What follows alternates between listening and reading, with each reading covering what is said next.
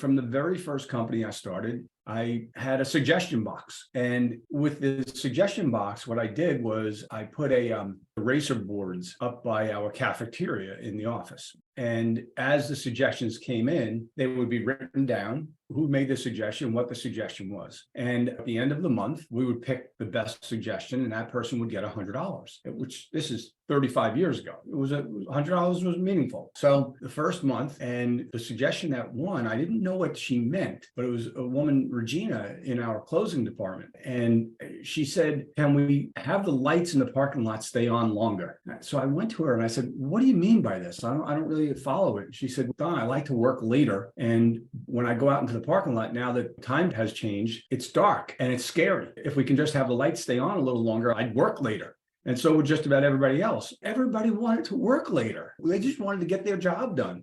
And so she clearly won. It's a great way to judge how well engaged your business is. If you start a suggestion box, and let's just say 1 month you get 10 suggestions. If you don't get more suggestions the next month, you might have a problem. The engagement in your company is going down, not up. But as you get the suggestions and you're listening to the people and you're showing them all the suggestions and you're congratulating and you're giving rewards out to people that have done these suggestions, everybody's going to want to be involved. And they actually have the ability to change the company in many ways. And when they believe they can change the company, that's when they believe that they own the company and they take ownership in every little piece.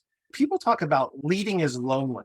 It's lonely when you try and concentrate power and hold on to things. I look at that and say, I give people explicit permission to tell me when you see something wrong in the business, raise your hand. Don't tell me after the fact. When you create that culture of some psychological safety and you execute on it, it's way less lonely because people are looking out for each other. And I just think it's a great little tactical thing that, yes, it's simple. It's hard to execute, to actually do the work, but the output of it in the level of engagement is priceless.